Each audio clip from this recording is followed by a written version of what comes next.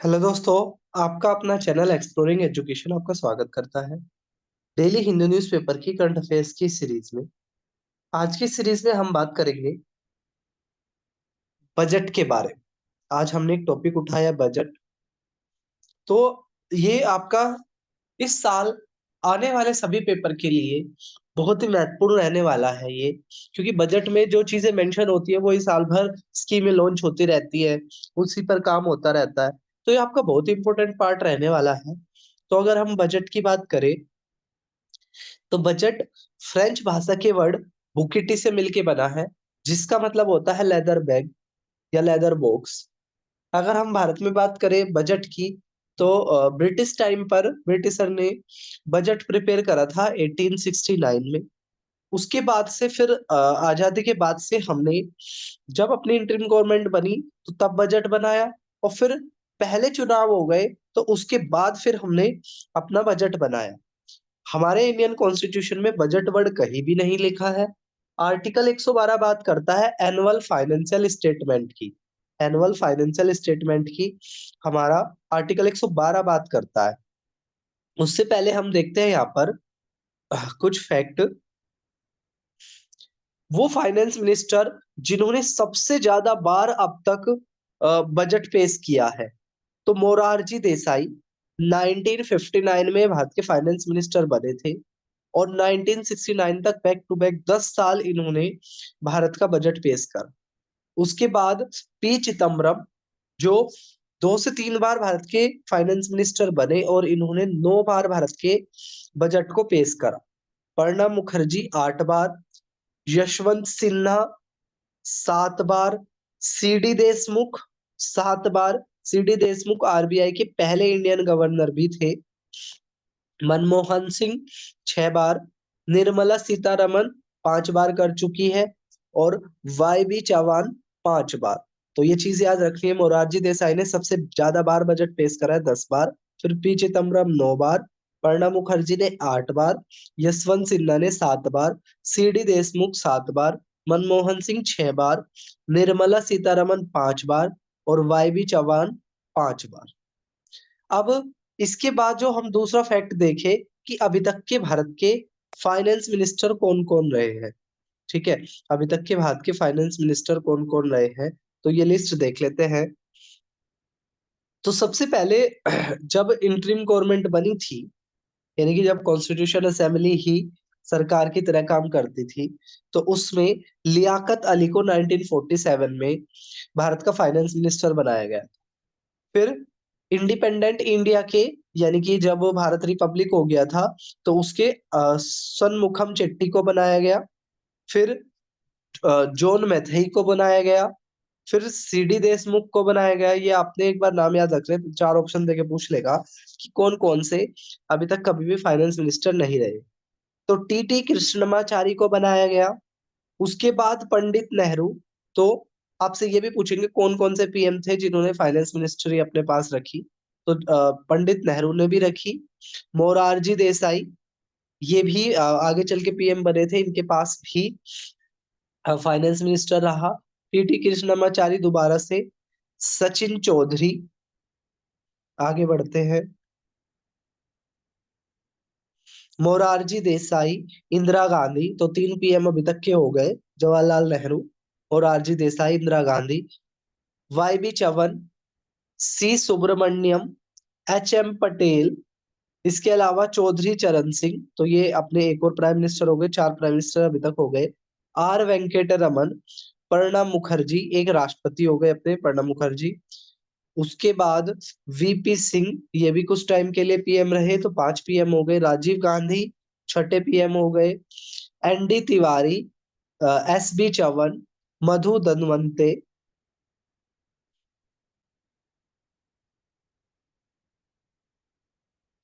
मनमोहन सिंह, ये भी पीएम रहे, तो 6 पीएम हो गए अपने। जसवंत सिंह, पी चिदम्बरम, यशवंत सिन्हा, जसवंत सिन्हा, दोबारा से पी चिदम्बरम, प्रणब मुखर्जी, पी चिदम्बरम, फिर अरुण जेटली, और उसके बाद से निर्मला सीतारमण। तो ये हमारे अभी तक के फाइनेंस मिनिस्टर की लिस्ट है।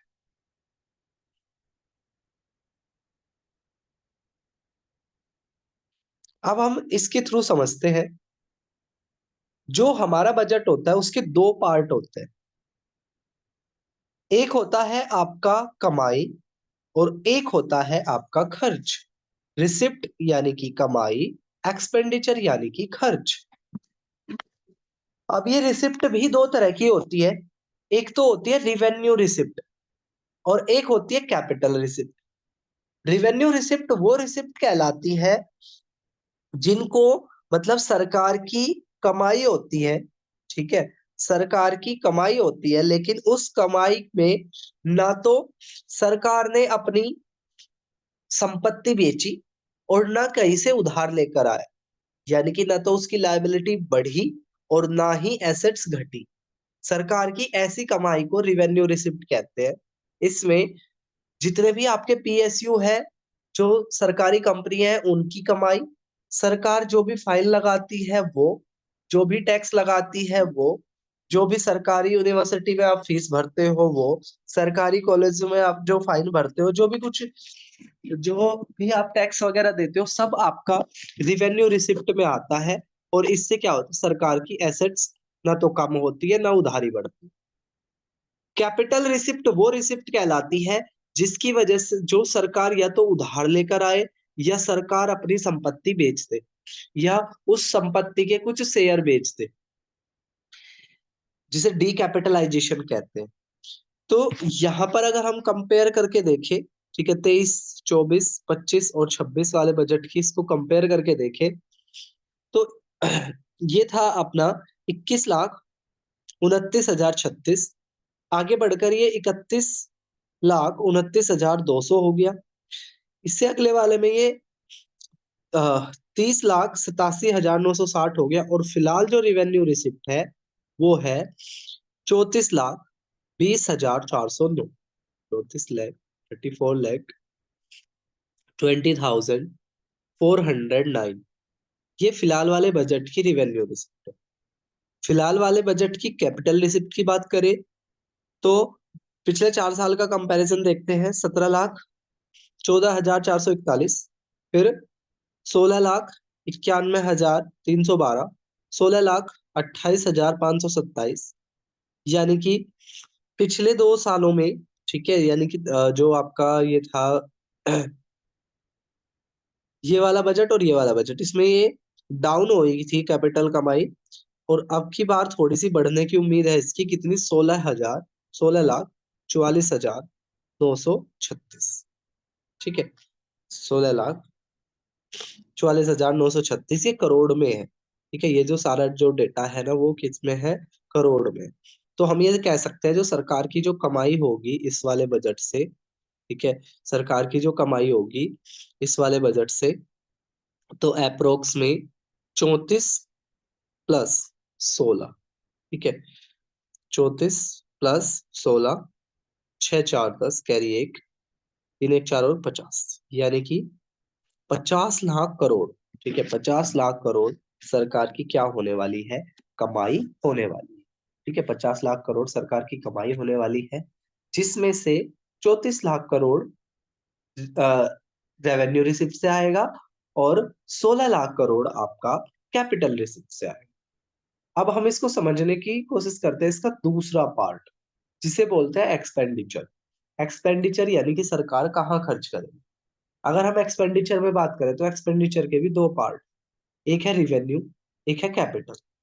तो एक्सपेंडिचर सरकार का वो खर्च, रिवेन्यू खर्च वो खर्च कहलाता है सरकार ने खर्च करा और ना तो उसकी एसेट्स बढ़ी और ना तो उसकी एसेट्स बढ़ी और ना ही उसकी उधारी कम हुई, यानी कि लायबिलिटी कम हुई। सरकार के ऐसे खर्च को हम क्या बोलते हैं? रिवेन्यू रिसिप्ट, रिवेन्यू एक्सपेंडिचर बोलते हैं। इसमें क्या क्या आ जाता है? इसमें आ जाता है जैसे सरकार के द्वारा गवर्नमेंट कर्मचारियों को दी जाने वाली उनकी इनकम, सैलरी, ठीक है, सब्सिडी, और इसके अलावा गवर्नमेंट स्कीम, जिसमें कुछ स्कीम ऐसी होती है जिसमें सारा पैसा सेंटर देती है, कुछ ऐसी होती है जिसमें कुछ पैसा स्टेट देती है। तो ये सारी चीजें आपकी आ जाती है रिवेन्यू एक्सपेंडिचर में। कैपिटल एक्सपेंडिचर में वो खर्चा आ जाता है जिस खर्च करने की वजह से सरकार का या तो एसेट्स बढ़ जाए, यानी कि एसेट्स और ज्यादा हो जाए, या उसकी लायबिलिटी कम हो जाए, यानी कि उधारी कम हो जाए। उसे बोलते हैं हम कैपिटल एक्सपेंडिचर। तो इस वाले बजट की बात करें तो जो रिवेन्यू जो एक्सपेंडिचर है वो अ, पिछले 4 सालों के कंपेयर में देखें तो 34,94,252। फिर आपका 37,09,401, 36,98,058। और उसके बाद अब की बार का जो बजट है ये पिछले वाले के कंपेयर में, ठीक है, काफी बूस्ट अप है। 39,44,255 करोड़, यानी कि आप ये मान सकते हो कि करीब 40 लाख करोड़। ठीक है, टोटल सरकार की कमाई जो हमने देखी थी वो 50 लाख करोड़ थी, जिसमें से 34 था रिवेन्यू से और 16 था कैपिटल से। इधर अगर हम बात करें खर्च की तो 40 लाख करोड़ तो सरकार का रिवेन्यू एक्सपेंडिचर ही होने वाला है। ठीक है, और अगर हम बात करें कैपिटल एक्सपेंडिचर की तो 9,49,000, 11,11,111, 10,18,429। और अब की बार जो है ये है 11,21,000, ठीक है, 990। 11,21,990 क्या रहने वाला है सरकार का कैपिटल एक्सपेंडिचर रहने वाला। तो जो टोटल खर्चा हो जाएगा 40 ये और 11 ये, करीब कितना हो जाएगा आपका 51, यानी कि उतने के ही बराबर आ जाएगा। यानी कि बजट तो हमेशा बराबर रहता है, लेकिन जो हम उधारी लेकर आते हैं, ठीक है, यानी कि जो हमारी जो कैपिटल रिसिप्ट होती है, ठीक है, वो उधारी को दिखाती है।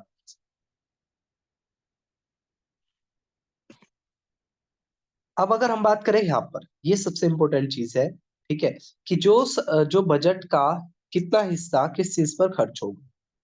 तो सबसे बड़ा जो हिस्सा है ये ना अरेंज करने के लिए आपके एग्जाम में आता है। सरकार की कमाई खर्च का 20% हिस्सा तो ब्याज चुकाने में चला जाएगा। उसके बाद दूसरा नंबर आता है जो सरकार स्कीम चलाएगी उसमें 16% खर्चा चला जाएगा। इसके अलावा डिफेंस में 8, सेंट्रल स्पॉन्सर्ड स्कीम में 8, ठीक है। इसके अलावा सेल टैक्स ड्यूटीज में 22%, तो सबसे बड़ा सेल टैक्स ड्यूटीज है। उसके बाद इंटरेस्ट है।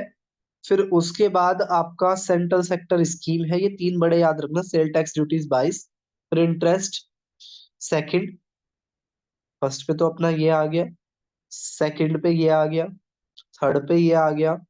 फिर डिफेंस में भी 8% खर्च होने वाला है, और सेंट्रल सेक्टर स्कीम पे भी 8% खर्च होने वाला है। सरकार के बाकी जो खर्च होंगे उसपे भी 8% खर्च होने वाला है। पेंशन पे 4% खर्च होगा।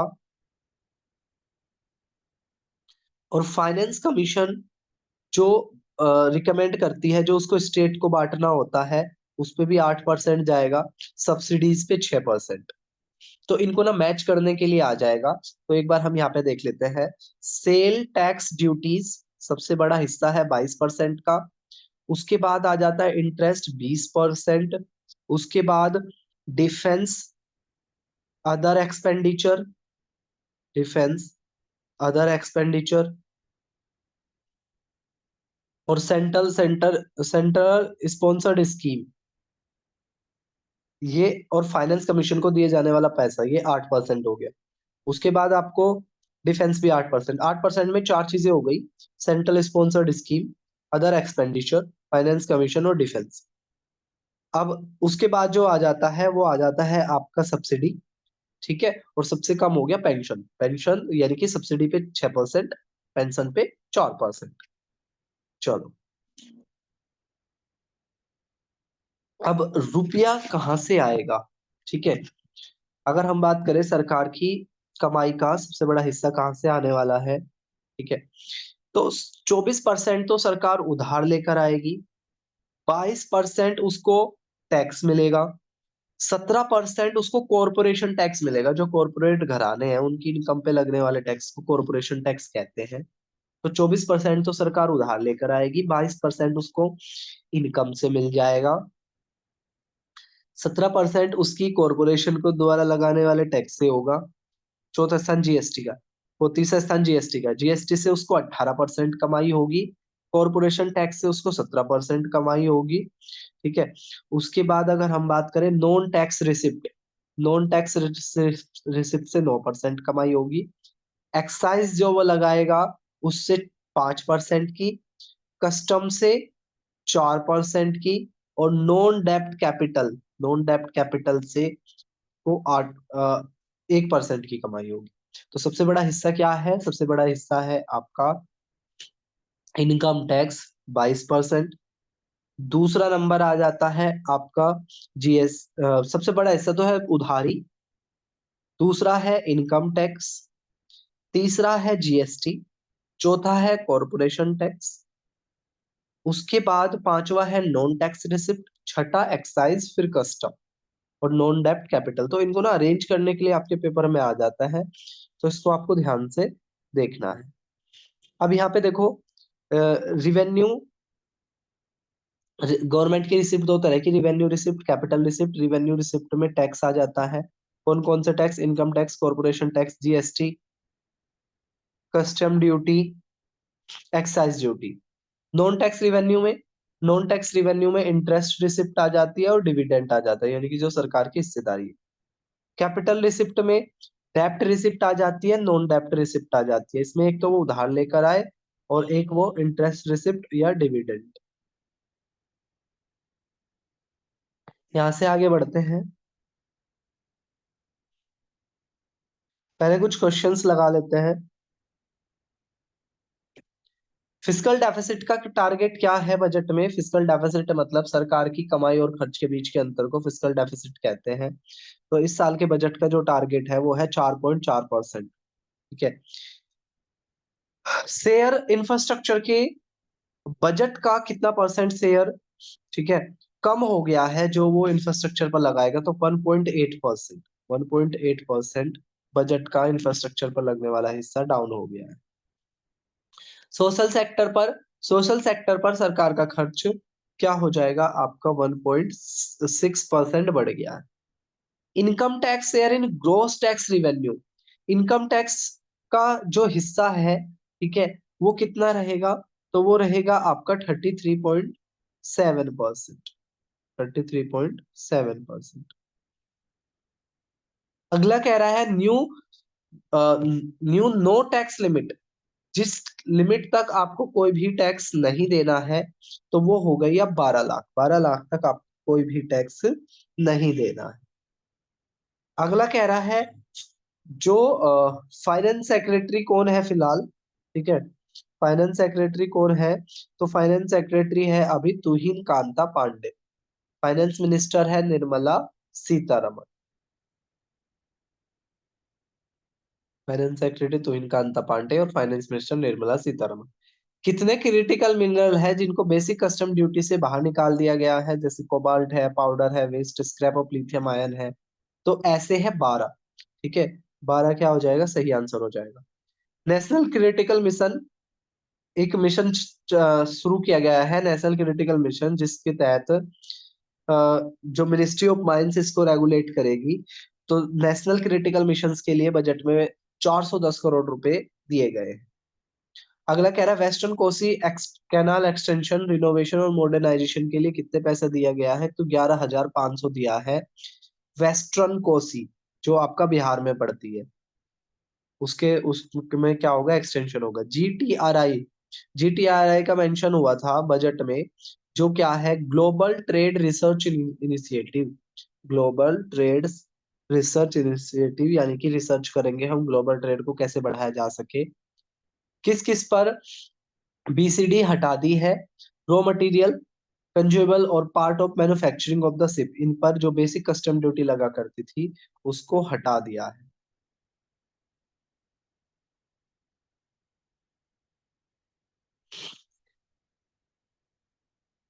अब ये चीज आपने समझनी है,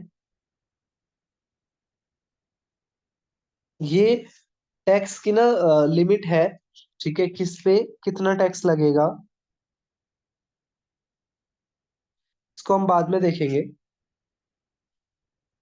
अगला कह रहा है किसने कितने नेशनल सेंटर ऑफ एक्सीलेंस बनाए जाएंगे ग्लोबल एक्सपर्टाइज के साथ मिलके। तो 5 एक्सपोर्ट सेंटर ऑफ एक्सीलेंस बनाए जाएंगे। न्यू लिमिट क्या है टैक्स डिडक्शन रेट की सीनियर सिटीजन के लिए। तो पहले 50,000 हुआ करती थी, अब कितनी हो गई सीनियर सिटीजन के लिए टैक्स डिडक्शन लिमिट 1 लाख हो गई। In this budget custom duty on smartphone parts scraped earlier it was.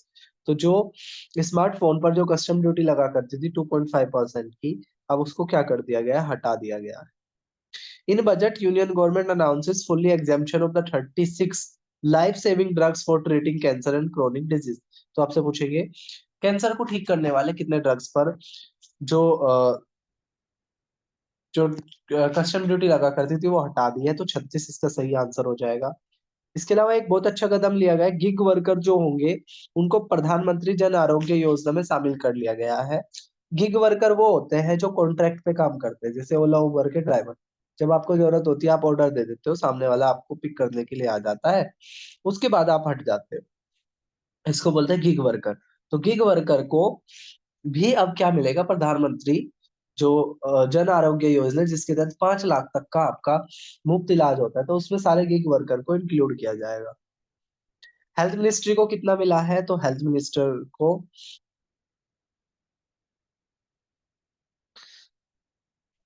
99,858.56 crore मिला है। ठीक है, 91,858.56 करोड़ मिला हुआ है, जिसमें से department of health and family welfare को इतना, ठीक है, और अदर हेल्थ रिसर्च को इतना। What is the name of initiative launched by the government in budget to further spirit of the competitive cooperative federalism. तो फेडरलिज्म होता है पावर का बांटा जाना। सेंट्रल गवर्नमेंट जो हमारे देश को संभालती है, मतलब जो मेन जो हाथों में होता है वो सेंट्रल गवर्नमेंट के हाथों में होता है। उस सेंट्रल गवर्नमेंट से पावर को स्टेट गवर्नमेंट के बीच में बांटे जाने को हम क्या बोलते हैं, आपका फेडरलिज्म बोलते हैं। और कोऑपरेटिव फेडरलिज्म का मतलब एक दूसरे को सहयोग करना, और कॉम्पिटिटिव मतलब आपसी प्रतिस्पर्धा भी हो। तो प्रतिस्पर्धा भी रखेंगे लेकिन एक दूसरे को सहयोग भी करेंगे। तो ये कहलाता है आपका कॉम्पिटिटिव कोऑपरेटिव फेडरलिज्म। तो अब क्या किया जाएगा, इस साल से इन्वेस्टमेंट फ्रेंडली इंडेक्स जारी किया जाएगा। इन्वेस्टमेंट फ्रेंडली इंडेक्स जारी किया जाएगा ताकि जो स्टेट है उनमें बूस्ट अप मिले। तो इन्वेस्टमेंट फ्रेंडली इंडेक्स आपने याद रखना है। अगला कह रहा है सेकंड मोनेटाइजेशन प्लान 2025 से लेकर 2030 तक टारगेट है कितने का, 10 लाख करोड़ का। ठीक है, मोनेटाइजेशन प्लान है कितने का, 10 लाख करोड़ का। एटॉमिक एनर्जी एक्ट को सुधारा जाएगा। Civil liability for nuclear damage, यानी कि न्यूक्लियर डैमेज होता है तो उसकी सिविल लायबिलिटी भी अब लेनी पड़ेगी।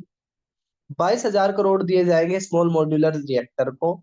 जो पीएम गति शक्ति पोर्टल होता है जो ये दिखाता है कि भाई कितना काम हो रहा है, किसी भी स्कीम पे कितना काम हो रहा है। ठीक है, तो उस पीएम गति पोर्टल पर अब प्राइवेट कंपनियों का भी डेटा उस पर अपलोड किया जाया करेगा।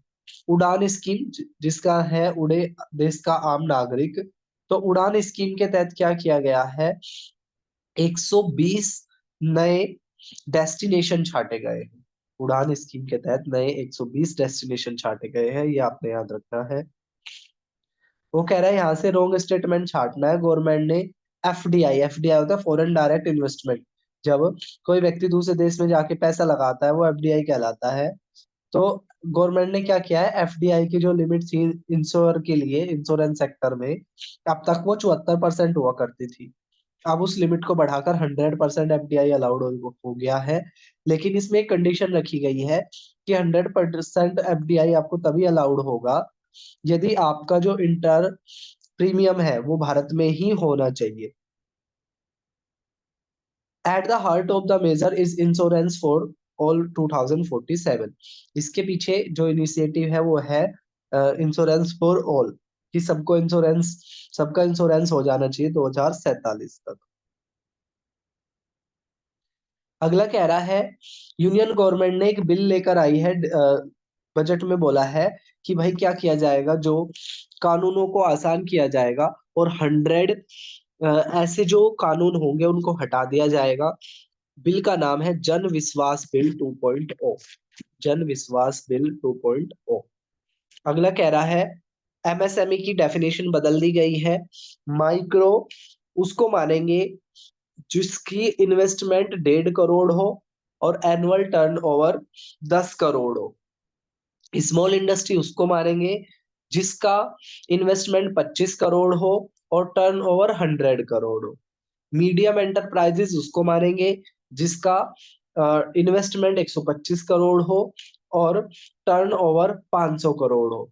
अब ये क्या किया गया है, जो इन्वेस्टमेंट था सबके इन्वेस्टमेंट को तो 2.5 टाइम बढ़ा दिया गया है और सबके टर्नओवर की लिमिट को 2 टाइम्स बढ़ा दिया गया है। ये आपने याद रखना है। तो माइक्रो 2.5, फिर 25, फिर 125। ठीक है, 2.5, 25, फिर 125, इधर 10, 100 और 500। एमएसएमई के लिए क्या किया गया है, classification norms to be revise. एक तो एमएसएमई की डेफिनेशन बदल दी गई है जो अभी हमने बात कर ली है। गवर्नमेंट क्या करेगी, एक नेशनल मैन्युफैक्चरिंग मिशन शुरू करेगी जिसमें स्मॉल, मीडियम और लार्ज इंडस्ट्रीज इन्वॉल्व हो सकती है। एमएसएमई को क्रेडिट गारंटी जो पहले 5 करोड़ हुआ करती थी उसको अब 10 करोड़ तक कर दिया है और ये 1.5 लाख करोड़ तक का एडिशनल क्रेडिट भी ले लेंगे। और अगर कोई एक्सपोर्ट के काम में ऐसे में अच्छा काम कर रहा है तो उसको 20 करोड़ तक का लोन मिल सकता है।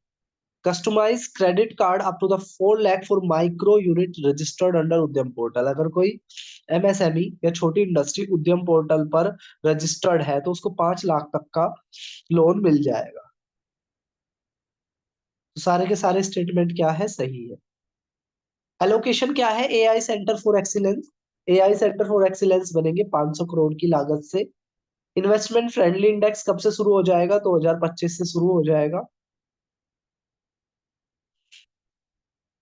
कैपिटल एक्सपेंडिचर जो हमने शुरुआत में भी देखा था, तो कैपिटल एक्सपेंडिचर बजट का 3.1% होगा।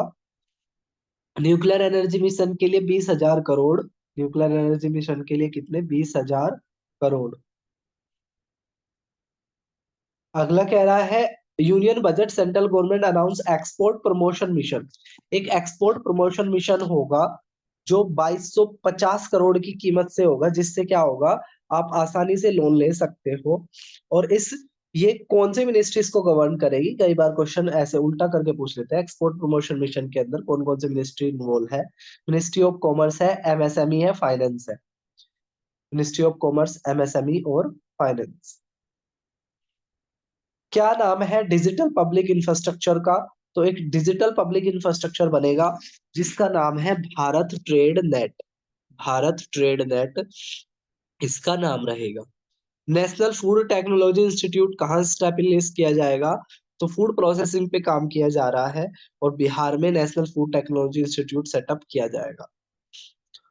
फोकस प्रोडक्ट स्कीम, एक फोकस प्रोडक्ट स्कीम लॉन्च की गई है किसी एक पर्टिकुलर चीज का प्रोडक्शन बढ़ाने को लेकर। तो फुटवियर और लेदर, फुटवियर और लेदर को लेकर फोकस प्रोडक्ट स्कीम शुरू की गई है। कह रहा है कौन सी क्रॉप पर मिशन ऑन दिस क्रॉप। ठीक है, कौन सी क्रॉप के बढ़ाने को लेकर उस पे एक मिशन पे काम किया जाएगा, नाम है कॉटन। टेक्सटाइल सेक्टर को जो बजट दिया गया है वो 5,272 करोड़ का है। एग्रीकल्चर का जो बजट है, एग्रीकल्चर का जो बजट है वो टोटल बजट का 2.5% है। न्यू एम्प्लॉयमेंट जनरेशन स्कीम, नए रोजगार बढ़ाए जाए, तो 20,000 करोड़, 20,000 करोड़। ठीक है, लेबर मिनिस्ट्री, ये लेबर मिनिस्ट्री का हो गया। ठीक है, लास्ट ईयर जितना था ये लेबर मिनिस्ट्री का अब की बार का हो गया।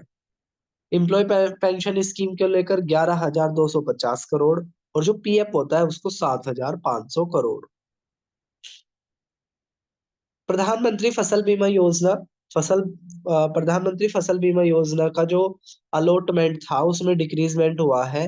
पहले 15,864 करोड़ मिला था, अब की बार 12,242 करोड़ ही मिला है, यानी कि करीब 3,500 करोड़ की कमी है किसमें, प्रधानमंत्री फसल बीमा योजना में। फर्टिलाइजर जो डिपार्टमेंट है उसकी जो उसका भी जो अलॉटमेंट है वो कम हो गया है। कितना कम हुआ है, 26,500 कम हो गया है। पहले क्या हुआ करता था, ये आपका 1,56,500.44 करोड़ मिला है। इससे पहले ये कितना था, 1,83,000, 1,83,000 से लेकर 1,56,000। तो ये भी कम हुआ है। कई बार पूछ लेते हैं इनमें से कौन सी चीज कम हुई है, तो फर्टिलाइजर पे कम हुआ है, प्रधानमंत्री फसल बीमा योजना पे कम हुआ है। क्रेडिट लिमिट, किसान क्रेडिट कार्ड पे पहले 3 लाख तक का ही लोन मिलता था, अब किसान क्रेडिट कार्ड पे 5 लाख तक का लोन मिल जाएगा। 6 year mission for independence in 6 साल के अंदर हमें आत्मनिर्भरता पानी है किसमें, दालों में, जिसमें स्पेशल फोकस 3 दालों पे रहेगा, तुड़ पे, उड़द पे और मसूर पे। ठीक है, तुड़, उड़द और मसूर दालों पर क्या रहेगा, स्पेशल फोकस रहेगा। 100 करोड़ दिए जाएंगे मखाना बोर्ड, कहाँ बनेगा, बिहार में ही। बेसिक कस्टम ड्यूटी जो 30% तक हुआ करती थी उसमें 5% कर दिया फ्रोजन फिश पेस्ट, जिसको सुरीमी कहते हैं। आने वाले एग्जाम में आपसे पूछ लेंगे सुरीमी क्या है, तो फ्रोजन फिश पेस्ट को सुरीमी कहते हैं। इस पर बेसिक कस्टम ड्यूटी 30% की लगा करती थी, जो अब सिर्फ 5% की हो गई। बीसीडी ऑन फिश हाइड्रोस्टेट, तो फिश हाइड्रोस्टेट पर एक कस्टम ड्यूटी लगा करती थी 15% की, जिसको भी घटाकर 5% कर दिया है। जीन बैंक इस्टेब्लिश किए जाएंगे 10 लाख जर्म प्लान लाइन के तहत। ठीक है, फ्यूचर फूड और न्यूट्रिशनल सिक्योरिटी को बढ़ावा देने के लिए। डिफेंस का जो अलॉटमेंट है वो 13.59 से डिक्रीज कर कितना कर दिया है, 13.45। ठीक है, यानी कि डिफेंस डिफेंस के अंदर भी अलॉटमेंट को कम कर दिया है। डिपार्टमेंट जो स्पेस है उसके जो पैसे मिलेंगे उसको उतना ही रखे हैं। डिपार्टमेंट ऑफ साइंस में 0.76% बढ़ा दिया है। डिफेंस सेक्टर के अंदर ये एक क्लोज डाल दिया गया है कि आपको 25%, मतलब भारत सरकार जो डिफेंस के इक्विपमेंट खरीदेगी उसका 25% भारत में ही बना हुआ खरीदना पड़ेगा। 70% ऑफ जो वुमेन है वर्क फोर्स में, ठीक है, ये टारगेट है कि जो महिलाओं को 70% महिलाएं वर्क फोर्स में आनी चाहिए। जिसके लिए क्या किया गया है, एक स्कीम लॉन्च करी गई है, जिसमें क्या होगा, 2 करोड़ तक का अगर कोई महिला एंटरप्रेन्योर बनना चाहती है, यानी कि अपनी फैक्ट्री लगाना चाहती है, तो उसको 2 लाख करोड़ तक का 2 करोड़ तक का लोन मिल जाएगा 5 सालों के लिए। Ministry of women and child development को 26,879 रुपए का अलॉटमेंट हुआ है, जो लास्ट ईयर 26,92 था। मिशन वात्सल्य लास्ट ईयर भी इसमें था, तो ये आपका महिलाओं के लिए है मिशन वात्सल्य, जिसके तहत 1,500 करोड़ रुपए दिए गए हैं। थोड़ा सा इसमें भी इंक्रीजमेंट है, लास्ट टाइम ये 1,391 करोड़ था। एआई सेंटर ऑफ एक्सीलेशन, ये बार पहले भी हम देख चुके हैं, 500 करोड़। हायर एजुकेशन पे होने वाले खर्च को 7.7% बढ़ा दिया गया है। एक बहुत अच्छी चीज है भाषा पुस्तक स्कीम, भाषा पुस्तक स्कीम लॉन्च की गई है, जिसके तहत क्या होगा, जो ग्रेजुएशन और पोस्ट ग्रेजुएशन की जो बुक है, जो किसी और दूसरी भाषा में उनको ट्रांसलेट किया जाएगा इंडियन लैंग्वेज में, 22 इंडियन भाषाओं में उनको ट्रांसलेट किया जाएगा, यूजी और पीजी की 22,000 बुक को। 50 अटल टिंकरिंग लैब बनाई जाएगी, जो साइंस की इनोवेशन को बढ़ावा देने के लिए, ये गवर्नमेंट स्कूल में लगाई जाएगी। 75,000 और under under graduate seat create करी जाएगी, ठीक है, मेडिकल कॉलेज के अंदर। ठीक है, मेडिकल कॉलेज के अंदर 75,000 और सीट क्रिएट की जाएगी अगले 5 सालों में। कैंसर केयर सेंटर बनाया जाएगा हर डिस्ट्रिक्ट के अंदर। गिग वर्कर प्रधानमंत्री जन आरोग्य योजना में शामिल हो जाएंगे। 2 करोड़ तक का टर्म लोन मिल जाएगा, जो हमने पहले भी देखा था, वुमेन एंटरप्रेन्योर को, जो या शेड्यूल कास्ट की या शेड्यूल ट्राइब की अगर कोई वुमेन है। 120 डेस्टिनेशन बनेंगे उड़ान स्कीम के तहत। उड़ान स्कीम 27 अप्रैल 2017 को लॉन्च हुई थी। फुल फॉर्म है इसकी, उड़े देश का आम नागरिक, और पहली जो फ्लाइट थी इसकी शिमला टू दिल्ली थी। ग्रीनफील्ड एयरपोर्ट बनाया जाएगा बिहार के अंदर। मैरीटाइम डेवलपमेंट फंड को 2500 करोड़ का कॉर्पस मिलेगा, और टॉप 50 टूरिस्ट डेस्टिनेशन डेवलप किए जाएंगे। ज्ञान भारत अभियान बजट में, जिसके तहत क्या किया जाएगा, 1 करोड़ मैन्युस्क्रिप्ट को बचाया जाएगा। ये जो एलोकेशन है, ये पहले 3.5 करोड़ से लेकर 60 करोड़ हो गया है। ठीक है। तो बहुत सारी जो मैन्युस्क्रिप्ट है उनको बचाने को लेकर, उनको कंजर्व करने को लेकर काम किया जाएगा। ये अभी Indira Gandhi national centre for arts के अंदर काम करता है, जो 2003 में स्टेब्लिश हुआ था। मिनिस्ट्री ऑफ कल्चर को 3,360.696 का अलॉटमेंट हुआ है। मिनिस्ट्री ऑफ माइनॉरिटी अफेयर्स पे का जो खर्चा है वो 5%। मनरेगा, Mahatma Gandhi national rural employment guarantee act, जो 2005 में कानून आया था, 2006 से लागू हुआ, 2009 में इसमें महात्मा वर्ड जोड़ा गया। तो पिछले साल भी इसका 86,000 करोड़ ही इसको अलॉटमेंट था, अब की बार भी इसको उतना ही मिला। Union ministry of tribal affairs को 14,925.881 करोड़ मिला है, जिसमें 14% की क्या 15 लगभग 15% की बढ़ोतरी है। तो ट्राइबल अफेयर्स मिनिस्ट्री को पैसे ज्यादा मिले हैं। स्माइल स्कीम में इंक्रीजमेंट हुआ है 60 करोड़ से 106.87 करोड़। ये किससे जुड़ी है? जो ट्रांसजेंडर है या ऐसे व्यक्ति जो भीख मांगने को लेकर मजबूर है, तो उनको उनकी प्रोग्रेस को लेकर ये स्कीम चलती है। तो स्माइल स्कीम आपसे पूछ सकते हैं, जिसके 60 करोड़ से कितना कर दिया, 106.87 करोड़। जन विश्वास बिल आएगा, जिसके तहत 100 ऐसे कानूनों को क्या कर लिया जाएगा, डीक्रिमिनलाइज कर दिया जाएगा। 5,936 करोड़ है पोला पोलोवरम प्लान, और 2,955 करोड़ है राष्ट्रीय इस्पात निगम लिमिटेड को। 7500 नए मेडिकल सीट क्रिएट की जाएगी अगले 5 सालों में, और centre of acceleration in AI बनाया जाएगा, ये भी हमने देखा था। और 50,000 अटल टिंकरिंग लैब बनाए जाएंगे। तो ये तो हो गई हमारी ये वाली चीजें। इसके अलावा यहाँ पे कुछ फोटो है जिनको आपको समझना है।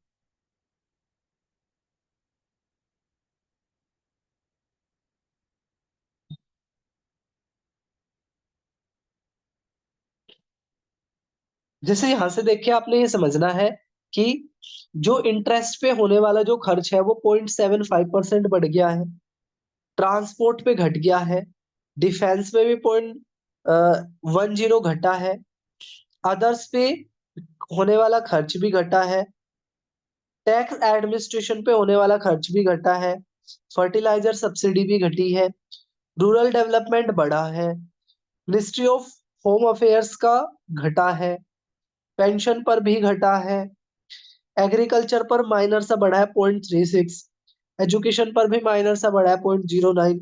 तो कई बार ऑप्शन देके पूछ रहे थे किस पे बढ़ा है, किस पे घटा है। तो एजुकेशन पे बढ़ा है, एग्रीकल्चर पे बढ़ा है, हेल्थ पे भी थोड़ा सा बढ़ा है, एनर्जी सेक्टर पे भी बढ़ा है, जो फाइनेंस को रेगुलेट करने को लेकर उसमें थोड़ा सा घटा है, सोशल वेलफेयर जो स्कीम है उसमें 0.19 बढ़ा है, आईटी और टेलीकॉम वाला जो है वो कम हुआ है, अर्बन डेवलपमेंट पे थोड़ा सा बढ़ा है, फूड सब्सिडी घटी है। तो ये चीजें आपने एक बार आपके माइंड में रहनी चाहिए, एग्जैक्ट डेटा याद नहीं करना, लेकिन बस आपको ये पता होना चाहिए कि बढ़ा है कि घटा है।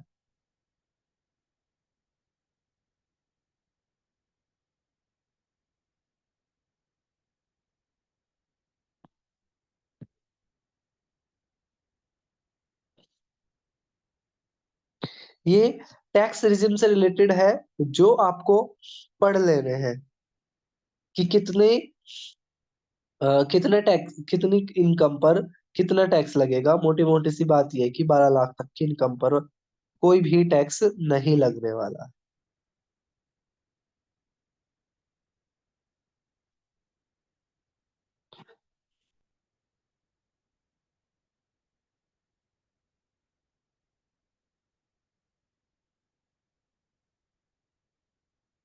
यहाँ पे देखो, एनर्जी सेक्टर बड़ा है, हेल्थ केयर सेक्टर बड़ा है, फास्ट मूविंग कंज्यूमर गुड बड़ी है, इंडस्ट्रियल घटा है, आईटी घटा है, ऑटो बड़ा है, टेलीकॉम बड़ा है, फाइनेंस घटा है, रियलिटी सेक्टर बड़ा है, ऑयल एंड गैस माइनस हुआ है, कैपिटल गुड्स माइनस हुई है, पावर एंड कंजप्शन माइनस हुआ है।